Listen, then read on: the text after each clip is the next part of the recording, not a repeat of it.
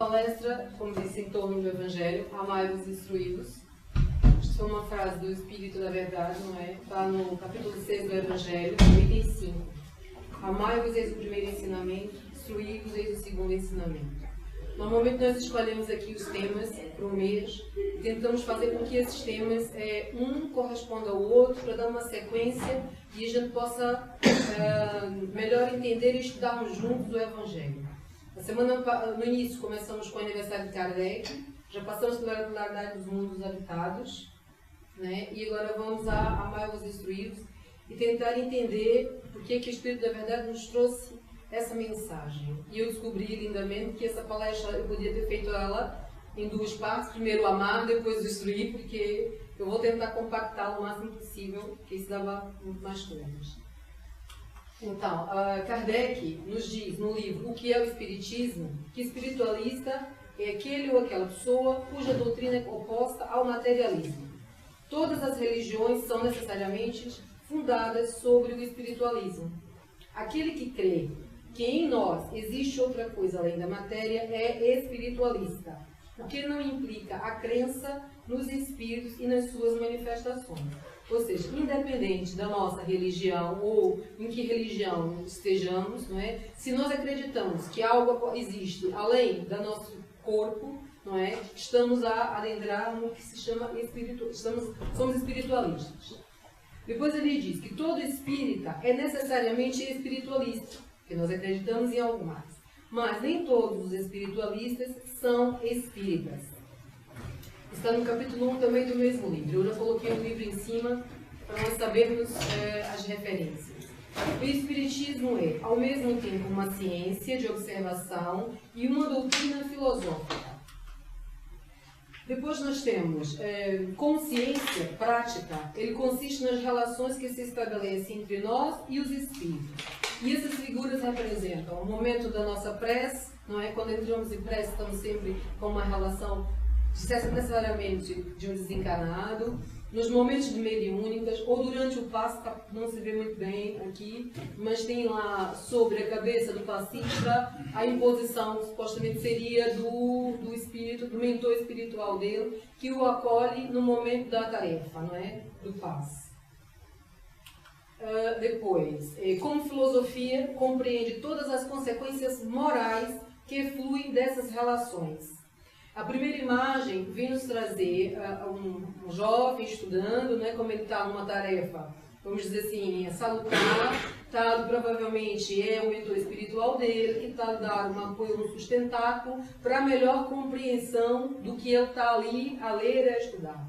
A seguir nós temos ali um companheiro, isto é de um livro, essa imagem está num livro que agora me foge o nome, do André Luiz, por acaso, que ele está num bar e acompanhado com o álcool e com outras coisas provavelmente que estão ali envolvidas, e o espírito que o envolve está na mesma sintonia.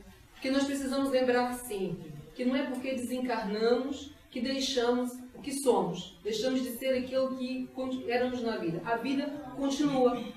Então, a energia que nos envolve hoje será a mesma energia que nos envolverá quando nós desencarnarmos. Então é por isso que a gente fala sempre da necessidade do burilamento espiritual. E é o ponto máximo seria a obsessão, não é? Que pode levar até a loucura, ou seja, a perda de todos os sentidos, quando a gente perde completamente o controle sobre as nossas ações. Passamos realmente a ser marionetes. Podemos definir então o Espiritismo assim.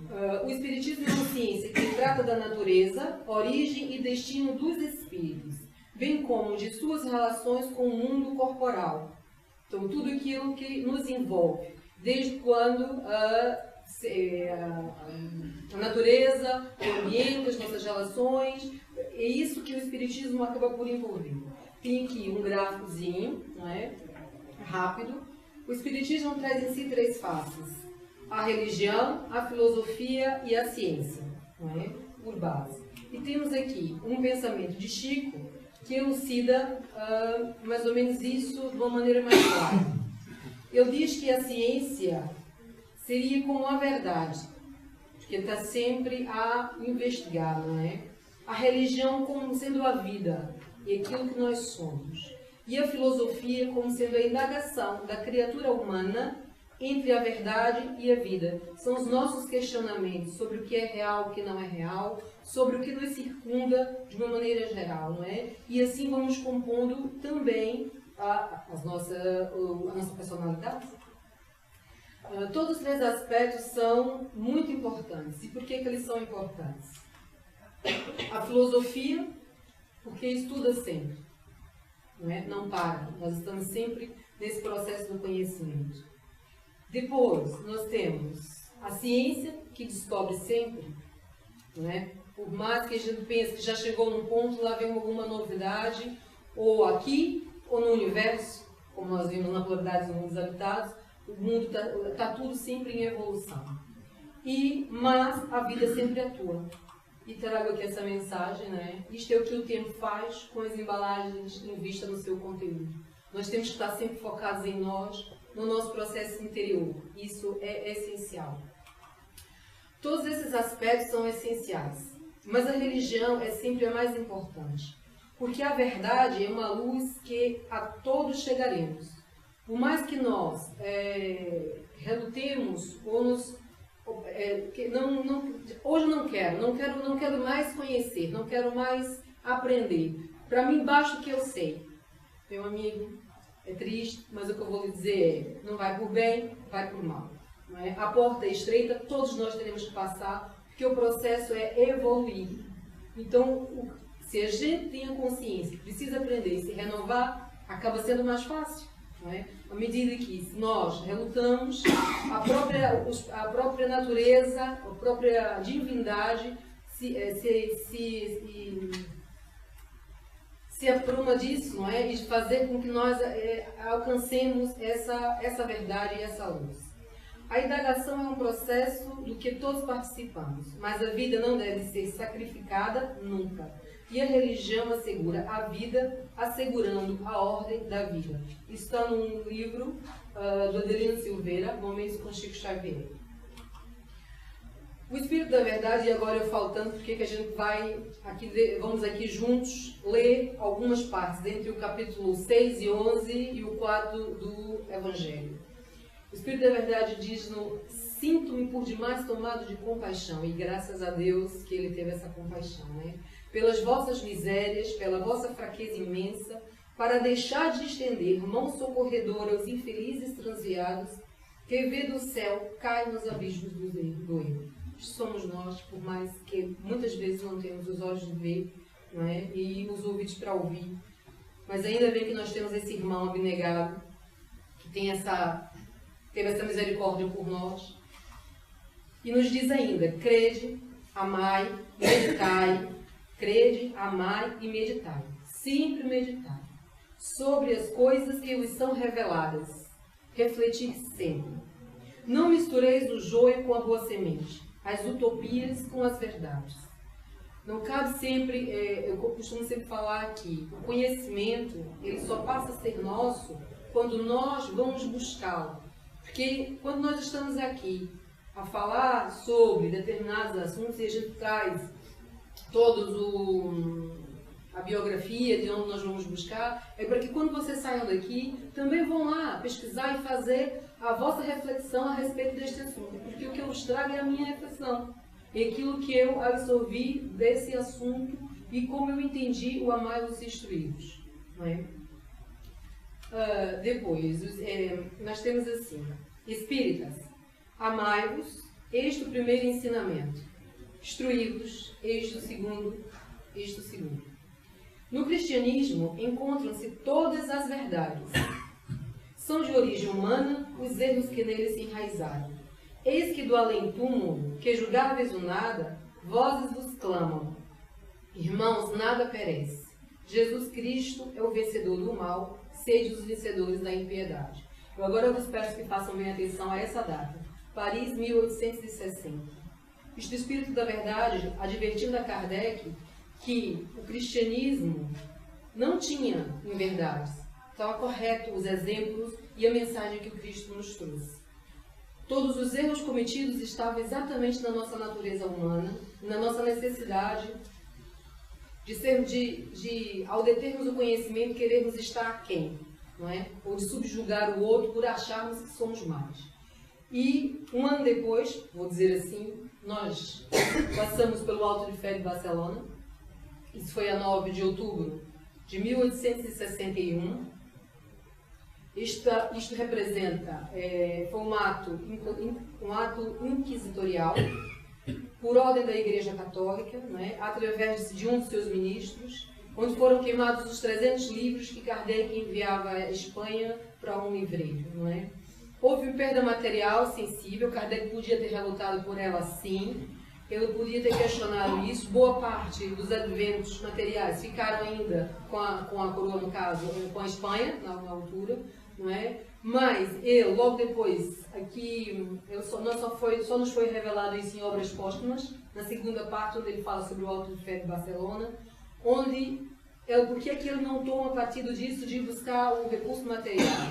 Porque a própria espiritualidade o alertou que isto seria muito mais benéfico para a doutrina, ou para o que ele vinha, que ia repercutir mais. As pessoas estavam muito insatisfeitas ou já estavam ainda desejosas daquela mudança, porque já não suportavam mais os mandos e desmandos da Inquisição, não é? E aí, claro, puseram-se em questionamento. O que é que vinha ali naqueles 300 livros que era tão proibido que foram precisos ser queimados em praça pública?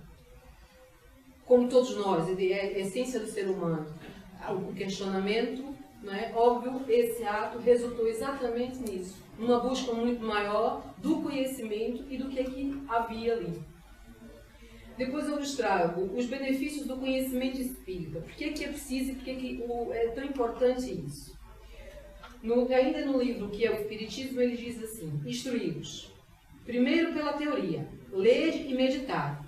Meditai, ler e refletir. Os livros que tratam desta ciência, ali aprendereis seus princípios.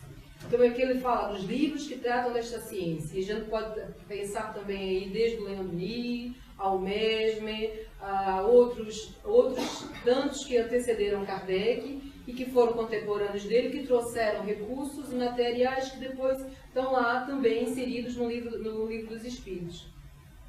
Ali aprendereis seus princípios, encontrareis a descrição de todos os fenômenos, compreendereis sua possibilidade pela explicação que é dada. Vós vos edificareis sobre as dificuldades que podem se apresentar e formareis, assim, uma primeira convicção moral. Isso nos mostra que é preciso que nós temos que ir em busca desse conhecimento para criar os nossos parâmetros de análise sobre os fatos. Então é necessário que nós temos que dar o primeiro passo, né, dessa busca. O conhecimento espírita, na essência, é tão importante no reino da alma como a alfabetização nos domínios da vida comum. E isso é realmente salutar, porque a gente saber isso e é real. Porque uma criança, quando nós a alfabetizamos, nós estamos dando a ela um mundo. Não é? Nós estamos tirando ela da completa ignorância, de quando a gente diz assim, você não pode comer doce porque estraga os dentes. Até aí é a minha verdade como pai, não é? Como educador, que digo a ela. Mas a partir do momento que ela aprendeu a ler, ela vai lá no livrinho e vai descobrir que os doces vão estragar os dentes, que ela pode engordar, que ela pode ter uma diabetes, ela vai descobrir o mundo, ela vai ter muito mais recursos, vai ter muito mais informações. E é como nós. Quando nós vamos buscar esse conhecimento espírita, é isso que a gente adquire. A possibilidade de abrir novas frentes, de abrir as nossas mentes. A humanidade tem tanta necessidade do conhecimento espírita como precisa de pão ou de antibióticos que devem ser fabricados e armazenados antes que a infecção contamine o corpo ou que a fome apareça. Isso é importante, é nós adquirirmos respaldos para nós, porque é como se, diante das dificuldades, nós muitas vezes nos vemos sem saber para que lado ir, não é? Independente de estar em qual religião estejamos, e nós vemos isso, o mês de setembro foi o mês de prevenção do suicídio, nós temos espíritas, evangélicos, protestantes, inúmeros a cometer suicídios. Isso é ausência de Deus? Não, isso é um grito muito grande do próprio ser humano, não é? E uma falta talvez do conhecimento, de aprimorar-se mais, de buscar mais o conhecimento, né? Então, antes que essa doença nos contamine, que o nosso corpo necessite desse pão espiritual, nós temos que ir em busca dele. Porque depois que está ali, a gente está diante do problema, o que a gente faz? Não é? Nos sentimos de pés e mãos atados ou colocamos a nossa vida na mão de outrem? Não, temos que ter a direção, o prumo da nossa vida. Esse livro é O Sol nas Almas, no capítulo 56, é de André Luiz e Valvira. Emmanuel já nos diz no Consolador, das perguntas 204, 218 e 219. Nos trabalhos espíritas, onde poderemos encontrar a fonte principal de ensino que nos oriente para a iluminação? Depois ele pergunta também, poderemos obtê-la com as mensagens de nossos entes queridos ou apenas com o fato de guardarmos o valor da crença no coração? Basta só acreditar? Vamos lá ver o que ele nos diz. Numerosos filósofos hão compendiado as teses e conclusões do Espiritismo no seu aspecto filosófico, científico e religioso. Todavia, para a iluminação do íntimo, só tendes no mundo o Evangelho do Senhor. Em negrito é por conta própria, não foi a Emmanuel que mandou botar nada em negrito, mas isso é aonde me tocava e mostrando sempre aonde que nós temos que ir buscar, não é? Todavia, para a iluminação do íntimo, só tendes no mundo o Evangelho do Senhor, que nenhum roteiro doutrinário poderá ultrapassar. Aliás, isso também é de extrema importância, o Espiritismo em seus valores cristãos não possui finalidade maior que a de restaurar a verdade evangélica para os corações desesperados e descrentes do mundo. Não é? Isso vem fortalecer, que não é o Espiritismo a religião, mas o futuro das religiões. Que é aqui que a gente vai exatamente abrir as possibilidades. Ou seja, nós estamos a criar nada. O Espiritismo não criou nada de novo.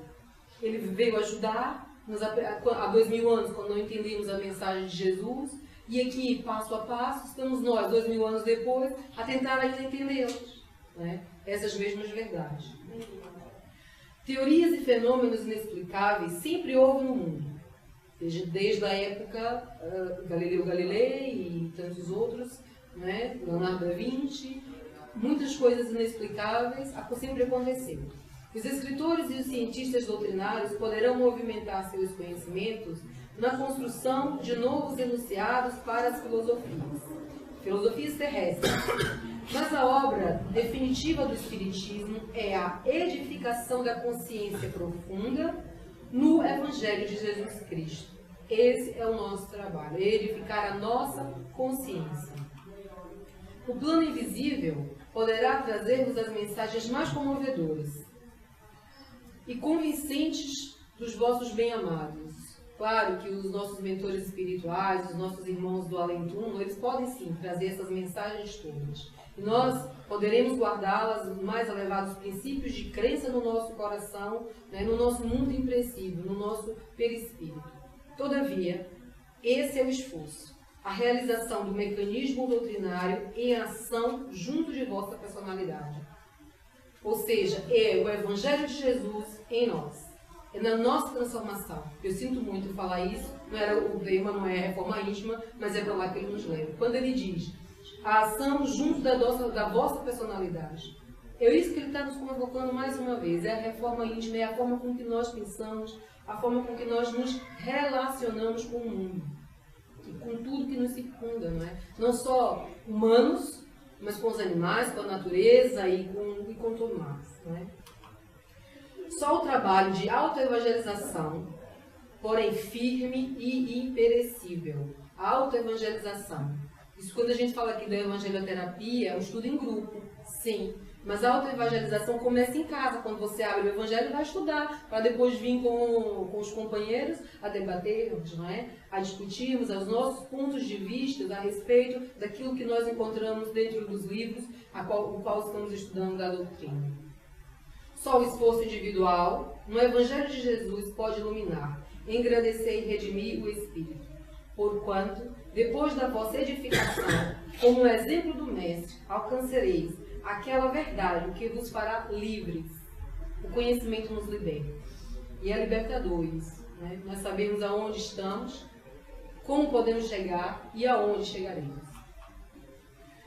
Joana de Ângeles, no Celeiro de Bênçãos, ela vem nos dar um roteiro, de mais ou menos como nós podemos começar a fazer essa edificação, essa forma de estudo. Né? No que diz respeito à doutrina espírita, cabe-nos a todos o dever de mergulhar o pensamento nas fontes ilustrais do conhecimento. Cabe-nos a todos. E eu vou frisar bem o todos, porque tem muita gente que pensa que porque já tem 10 anos na doutrina espírita, não precisa mais estudar, já sabe tudo. Já participou de 50 reuniões mediúnicas, não precisa mais estudar porque já sabe tudo. E nós acabamos caindo aqui na fascinação. E a fascinação é uma porta de obsessão. Nós temos que entender que estamos sempre a caminho e há sempre o que aprender. E é preciso sempre manter-se atento a nós mesmos, aos nossos vícios, porque nós estamos aqui no mundo de provas e expiações, então não tem nenhum santo e não tem ninguém perfeito. Nós temos que nos passar sempre em revista. Sempre. A fim de melhor entendermos os quesitos preciosos da existência. Simultaneamente, as leis preponderantes da casualidade, de modo a podermos dirimir equívocos e dúvidas, colocando balizas demarcatórias no campo das conquistas pessoais e intransferíveis. Tudo aquilo que nós vamos buscar é nosso. Eu não posso adquirir conhecimento, por mais que eu ame, eu não posso adquirir conhecimento dos meus familiares. Eu posso sim, ao desencarnar, vá lá, juntar alguns méritos, não sei por quantos e quanto tempo da desencarnada, e posso ter lá um cantinho e ajudá-los com uma prece, não é? Ou encarnada ainda, fazer uma prece e ajudá-lo com isso. Mas os meus méritos, ou aquilo que eu adquiro, eu não posso passar por outro. Então é cada um que tem que fazer por si. Então você pode estar à espera, não é? Tem muita gente que faz, olha, você vai à casa espírita hoje, olha, reze por mim, né? Faça uma prece por mim. Mas ele esquece que ele mesmo pode fazer, independente de onde ele esteja. Independente de onde esteja. Ela diz assim, você pode reservar um quarto de hora diariamente dedicado ao estudo. Aí a gente vai dizer, não tenho nem tempo para tomar café de manhã, imagine para fazer um quarto de hora de estudo. Olha, tem vários momentos da vida que a gente pode fazer, até quando a gente está ali falando com alguém no telemóvel, abre um livro, que agora a gente tem tudo virtual, um bom livro, e lê uma página, 15 minutos, já começou o exercício. Uma pequena página para reflexão diuturnamente.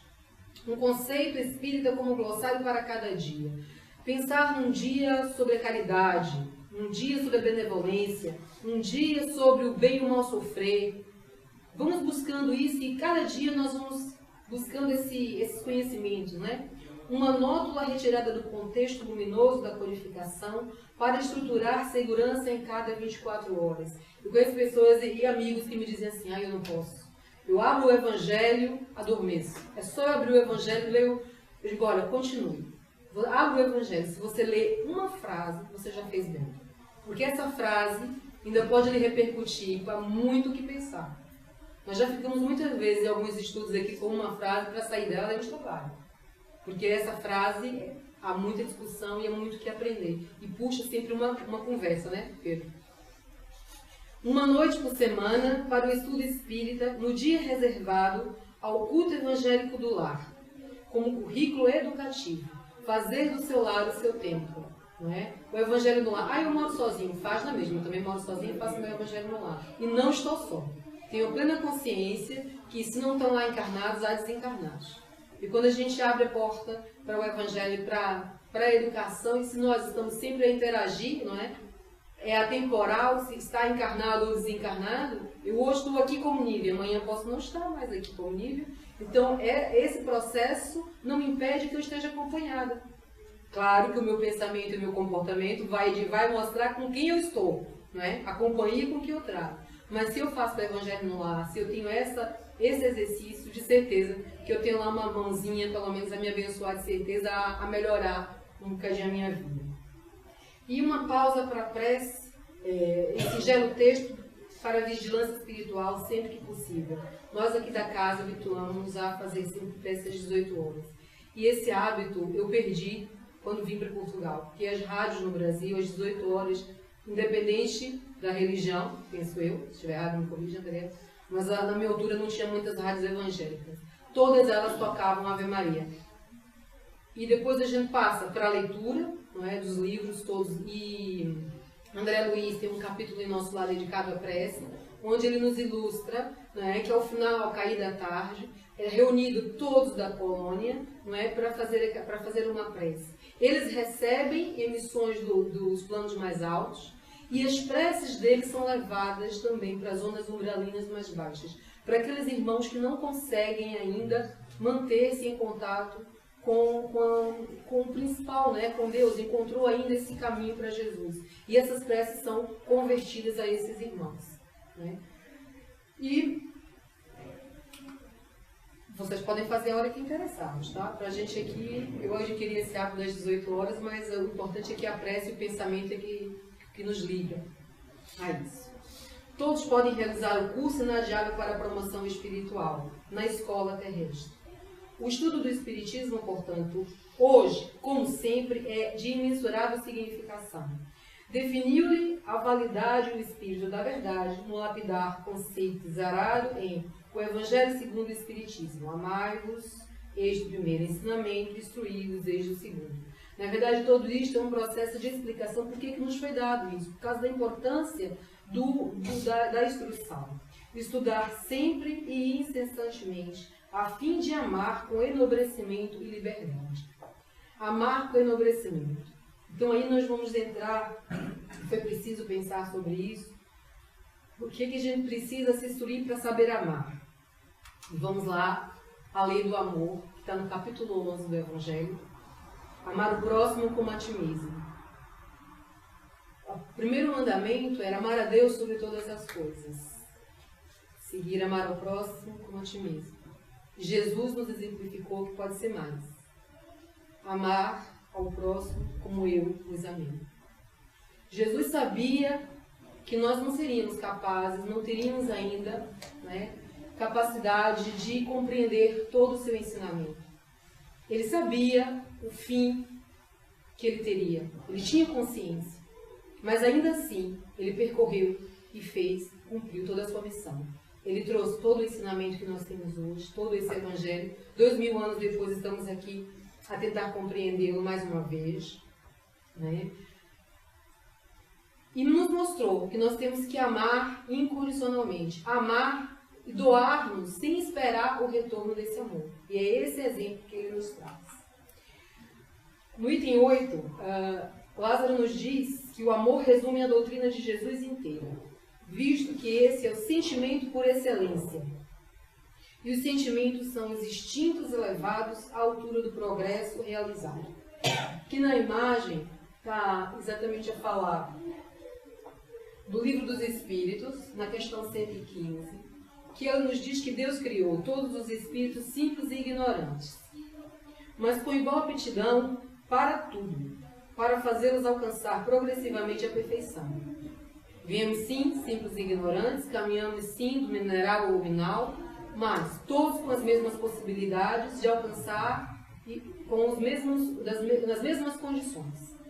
Os empecilhos somos nós, não é? Que acabamos por nos permear ou deixarmos permear com os vícios, com as vaidades terrenas e acabamos por ou estacionar ou adquirir dívidas para a nossa evolução.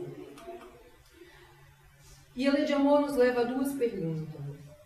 Como podemos avaliar o nosso progresso e entender o que nos movimenta? O que é que está a nos fazer a progredir? No que é que eu estou a depositar a minha transformação? E ele fala de instintos primários ou sentimentos melhores. Aonde eu estou? E sua origem está lá nas instruções dos Espíritos, no mesmo capítulo. Em sua origem, o homem só tem instintos. Quanto mais avançado e corrompido, só tem sensações. Então, meus amigos, nós não temos sentimentos, só temos sensações. Estamos ainda muito distante desse burilamento, né, que ele nos diz aqui embaixo, que quando destruídos e depurados temos sentimentos. E o amor é o requinte dos sentimentos. Nós estamos ainda no meio desse processo. Nós estamos avançados e ainda corrompidos, porque ainda em nós existem alguns vícios, né? Claro e óbvio que reconhece-se o verdadeiro espírito ou aquele verdadeiro cristão, não por ele ser santo ou porque ele já tem todas as perfeições, mas pelo esforço que ele faz, né, para não sucumbir os seus vícios, os seus erros, né, pelo seu esforço na sua transformação moral. Né. André Luiz, em Evolução em Dois Mundos, ele traça a trajetória do princípio inteligente através dos reinos. E ele diz que a repetição dos atos cria herança e automatismo. E ele vem confirmar em alguns outros livros, onde ele nos diz que nós somos herdeiros de nós mesmos. Né? Nós criamos sempre, trazemos sempre impressos em nós aquilo que fomos.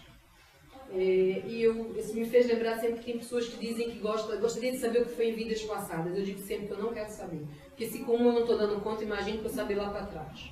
Mas eu acho que é Emmanuel que diz, né? Que ele diz assim, que se você quer saber o que você foi ou quais foram as suas imperfeições em vidas passadas, começa a ver os vícios, aquilo ainda que tem de vícios hoje. Né? Aonde tá as suas imperfeições hoje? Porque se você traz elas ainda, é porque você teve elas muito mais fortes no passado. Então imagina, então deixa quieto que está lá, se a gente teve esse privilégio do esquecimento, é melhor deixar quietinho, vamos nos focar no futuro e nos melhorarmos hoje, né? Então na fase hominal ele adquire o pensamento contínuo, o livre-arbítrio e a razão, e vai ser responsabilizado pelo seu uso. Vai ficar nas nossas mãos, né? Agora, o que escolhemos para onde vamos. Quanto mais avançado, como eu repito, só tem sensações. E isso ele vai levar-nos ao prazer. E esse prazer, ele indica que é felicidade versus dor. Isso é porque nós acabamos por colocar a nossa felicidade no ter, na posse, nas paixões. Né? E a gente passa a pensar assim... eu amo tanto, não é? A gente tem uma pessoa, a gente está ali namorada, apaixonado, você é o amor da minha vida. Mas o amor da sua vida, um dia descobre que ele tem outro amor na vida. E aí o que você faz? Olha para o lado, pede para abrir um poço e vai lá para o fundo, se joga, deixa de amar o outro, esquece que você está vivo, se entrega. E muitas vezes o que nos acontece é isso, porque nós colocamos os nossos sentimentos no outro, em coisas que também são mutáveis como nós. Então, estamos ligados ao prazer, né? E esse prazer, essas sensações e não sentimentos que nos levam à dor. Somos nós que acabamos por buscar isso. Ele fala do amor no sentido vulgar do termo. E isso leva a paixão, posse, poder, ciúme, e tudo isso vai resultar no egoísmo, que é uma das chagas da humanidade. Que nós temos que estar sempre burilando em nós, né? Diz-nos que mais instruídos e purificados temos sentimentos. Então nós temos que vamos agora focar mais em nos instruir, em trazer o Evangelho para dentro de nós, em exemplificar em nós antes do que no próximo, né? Em buscar fazer aquilo que Santo Agostinho nos ensinou, passar em revista no final do dia a nossa forma de agir com os outros, como nos relacionamos uns com os outros, né? E quem sabe na próxima encarnação, vamos vir um bocado mais avançados, né? Com relação, e já podemos ter pelo menos um sentimento já edificado em nós. O amor é excelência. Esse a gente ainda vai demorar um bocado para chegar. Ele diz que esse amor é um sol interior que condensa e reúne em seu ardente foco todas as aspirações e todas as revelações sobre-humanas. Então esse amor, ele vai transcender. Ele está aquém do que o nosso olhar pode ver nesse exato momento. Esse amor une todos os mundos. Esse amor une todas as galáxias, todos os instantes, todas as civilizações, desde micro, como a Mari costuma dizer, que nos nossos olhos nós temos aqui micro-civilizações a viverem. Não é? Esse amor envolve-nos a todos. E ele finaliza a dizer que a lei do amor vai substituir a personalidade, a nossa individualidade, pela fusão dos seres, e vai extinguir as misérias sociais. Isso nos diz Lázaro, em Paris, 1862. Eu não sei se vou ter muito tempo para dizer isso, mas isso a mim tocou muito quando fala sobre isso, porque eu venho de um país onde a miséria está do lado, né? Ao nosso lado todos os dias. E eu me sentia muitas vezes cobrada por não poder fazer nada, eu me sentia acuada e digo com muita vergonha que nunca fiz nada para ajudar o meu próximo enquanto lá estive, pelo menos conscientemente ou diretamente, de me envolver em nenhuma causa social, para pelo menos diminuir a dor de alguém. Também tem um pouco de benevolência comigo, porque penso a violência às vezes nos deixa medroso, né, nos causa alguns males, que é difícil a gente lutar com essas coisas dentro de nós. Mas aí acaba sendo mais doloroso porque ele diz assim: ditoso aquele que, ultrapassando a sua humanidade, ama com amplo amor os seus irmãos em sofrimento. Ditoso aquele que ama, pois não conhece a miséria da alma, nem a do corpo. Então, eu tinha que ter ultrapassado a minha humanidade. E não ultrapassei. Nós trouxemos aqui alguns exemplos. Chico, né, o homem chamado amor, porque ele pode sim ter esse sentimento em essência, sim, isso era sentimento. Muitos de nós já sabem algumas histórias do Chico, quantas e quantas vezes ao trabalho, à casa, ele nunca deixou de ir mesmo doente, ia cheio de emplastros e sapos para poder conseguir fazer a sua tarefa, mas nunca foi empecilho para ele. Esta senhora, não é, a Isabel de Aragão, que viveu num tempo onde ela tinha que ser submissa ao seu marido, não é, o rei Dom Diniz, onde ele não a queria entre o povo, não é? E ela, embora tenha sido teimosa, né, nunca foi rebelde, e com amor, e foi sublime, foi com dedicação que ela conseguiu amenizar as dores daquele povo. A nossa dor, né? Eu sempre gosto de me colocar no tempo que a gente não sabe quantas e quais encarnações nós estivemos e em que posição nós estávamos, né? Estava ali a acalentar aquele povo que sofria com a fome, com a peste, com tantas misérias ainda naquele instante. E um outro exemplo que eu sou apaixonada, que é a Madre Teresa, que também por escolha própria, não é? A vertente católica que ela seguiu era de claustro. E ela, quando dava as aulas, ela só via o mundo lá fora, ou seja, Calcutá pela janela. E aquilo causava nela tanta aflição, porque ela se sentia incapaz. Ou seja, eu estou aqui dentro, estou segura, tenho alimento, e lá fora que estão a precisar de mim. E eu estou aqui perfeita, com mãos, braços, com todos os meus talentos, e não estou a fazer nada. Mas recomendo que vão ver a biografia de Madre Teresa e vão perceber toda a delicadeza e toda a sabedoria que essa senhora teve para dar a volta a toda a, não vou dizer ditadura, mas toda aquela complexidade do que é a Igreja Católica e com todos os seus dogmas e processos. Né? E ele completa que tem ligeiros os pés e vive como que transportado fora de si mesmo. Então era isso. Chico não sentia dor, Isabel não reconhecia-se rebelde, mas necessária naquele momento. Madre Teresa também estava fora, povos sobressaltaram-se. E os mártires, ébrios de esperança, desceram ao cisco. Aqueles que tiveram coragem e entenderam a mensagem do Cristo, muitos morreram assim, ou crucificados, ou no meio das pedras. Foram poucos, mas ainda lá já tínhamos esses irmãos que compreenderam e que hoje, de certeza, estão aqui a nos sustentar, a nos alicerçar nesse conhecimento, no nosso processo, nesse momento.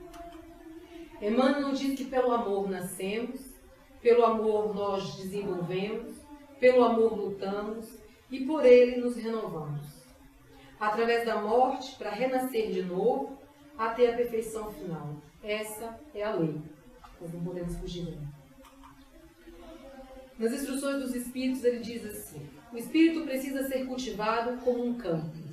Toda a riqueza futura depende do labor atual. Então, arregacemos as mangas e vamos começar já essa transformação, esse exercício do amor, não é? E das nossas mudanças pessoais. Que vós granjeará muito mais do que bens terrenos. Será a elevação gloriosa. É então que, compreendendo a lei de amor que liga todos os seres, buscareis nela os gozos suavíssimos da alma, prelúdio das alegrias celestes. Fazemos aqui né? Quando nós começamos a fazer essa transformação, nós encontramos a paz. Essa paz que a gente sonha, vamos para o céu, esse mundo celeste, nós só vamos encontrá-lo quando a gente começa a fazê-lo aqui dentro de nós mesmos, né? E essa paz começa quando a gente tem consciência de executar, de fazer a nossa parte. E falar da lei do amor e não falar de caridade, como fica um bocado sem braço, né? Uma parte, porque as duas são asas, como as asas, né? O amor e a caridade caminham juntas. Quando nós passamos a fazer a lei de amor e de caridade, e essa for a lei da humanidade, aí sim não haverá mais egoísmo. Elas têm que andarem lado a lado, o amor e a caridade. É saber amar. E termos a consciência de que quando nós estendemos a mão àquele próximo, àquele irmão, que nós achamos estar em maior dificuldade que nós temos que agradecer. Porque de certeza, se a gente está hoje na possibilidade de ajudar, estamos sim a fazer bom uso dos nossos talentos, né? Porque nos foi dado e é para ser dividido, e porque provavelmente lá atrás fomos causadores de muitas dores e sofrimentos.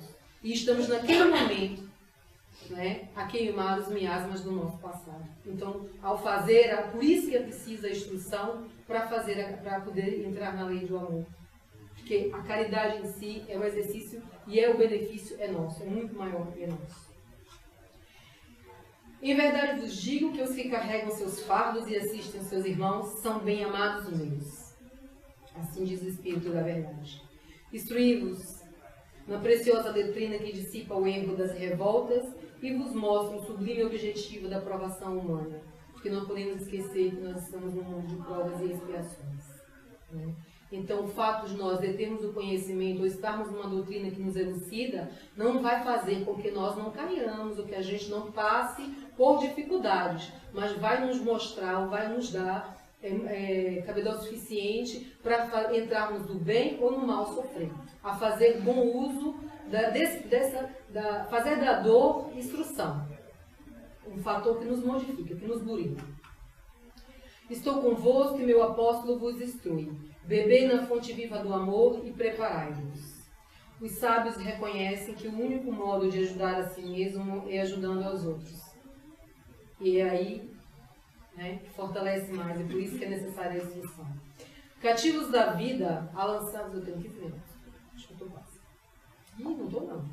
Cativos da vida, lançados um dia livres e alegres, no seio daquilo que vos criou fracos para vos tornar perfeitos, e que quer modelei vós mesmo a vossa doce argila, a fim de ser os artifícios da vossa mortalidade. Deus nos quer vencedores, né? Ele nos mandou Jesus para nos dar o caminho, nos mostrar esse caminho de como nós vamos encontrar e vamos chegar a essa perfeição, ou, né, a burilar-nos em nós.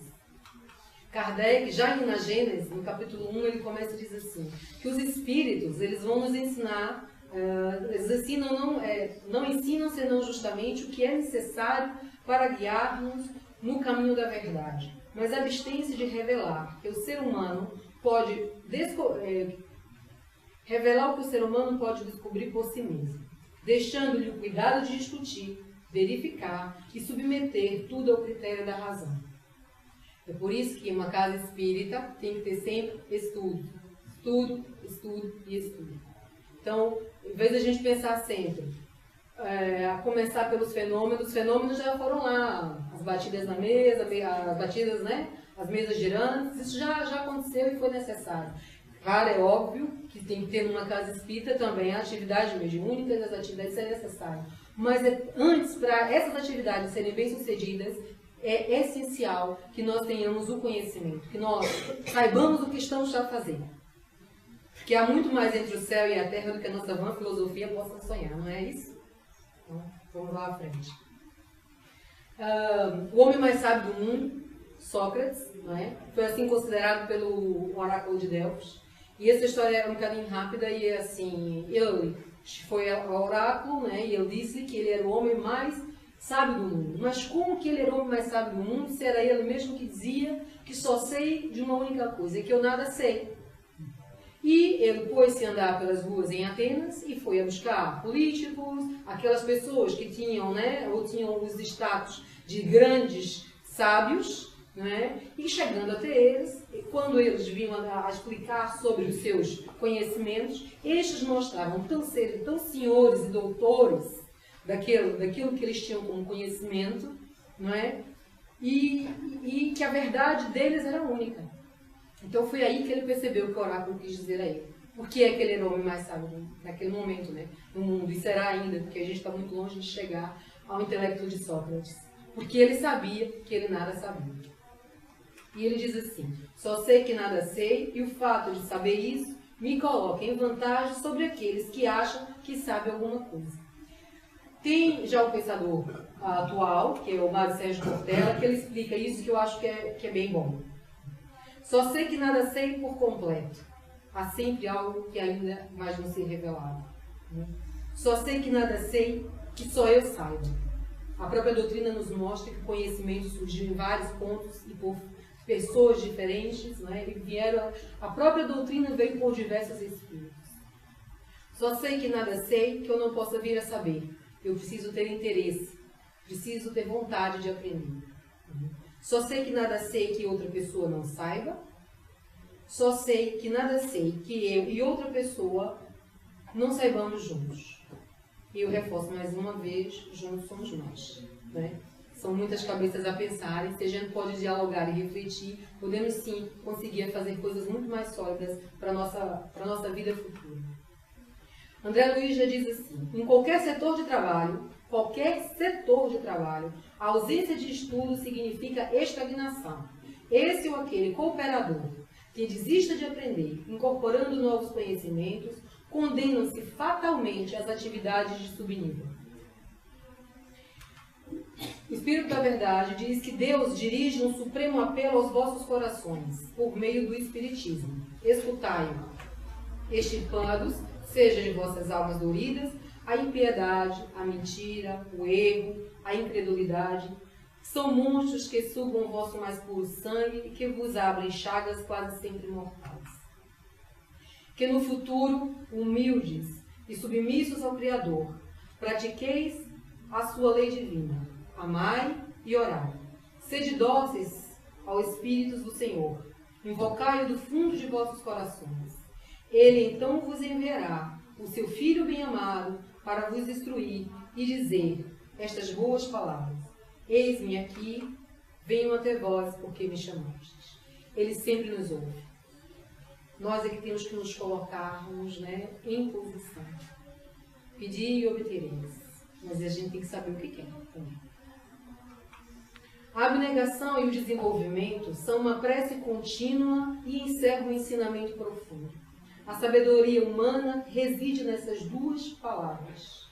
Tomai, pois, por divisa essas duas palavras, devotamento e abnegação, e sereis fortes, porque elas resumem todos os deveres que a caridade e a humildade vos impõem.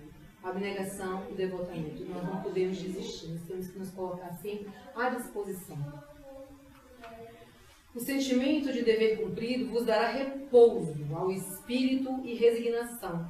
O coração bate então melhor, a alma se asserena e o corpo se forra aos desfalecimentos. Por isso que o corpo, tanto menos forte, se sente, quanto mais profundamente abalado é o espírito. Ou seja, o espírito do Chico era tão forte, de Madre Teresa era tão forte, o espírito de Isabel de Aragão era tão forte, que todos os problemas que estavam, ou empecilhos físicos, ou do vosso corpo, ou do lugar onde eles estavam, eram pequenos, eram insignificantes. E Platão nos diz que a sabedoria consiste em ordenar bem a nossa própria alma. É colocar muito bem os nossos, agora não sentimentos, né? Nossas sensações. Um dia sentimentos, vamos lá burilar isso para virar sentimentos. A gente ordenar bem a nossa própria alma, para sabermos como agir. O homem atingiu um ponto que a luz sai por si mesma debaixo do alqueire.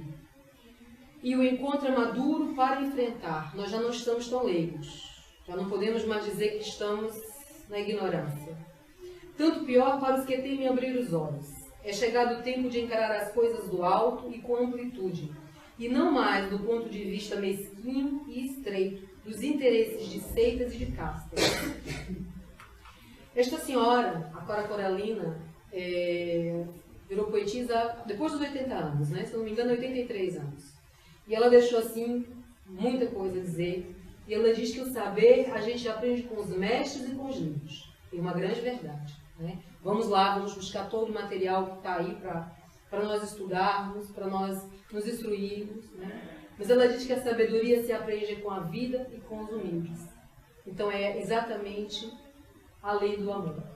Nós vamos lá nos instruir, depois nós vamos colocar aqui na lei de amor em prática, né? Na vida, na nossa vida, no convívio um com os outros, não é? Independente de onde estejamos, no nosso trabalho, na nossa casa, porque o nosso lar é o nosso primeiro exercício, né? Conviver bem com os nossos familiares, que ninguém está no lugar errado. Não existe erros para a espiritualidade, para o mundo espiritual. Não há erros, está todo mundo no lugar certo. Nós é que precisamos ter olhos para ver e ouvidos para ouvir e perceber o que nos circunda.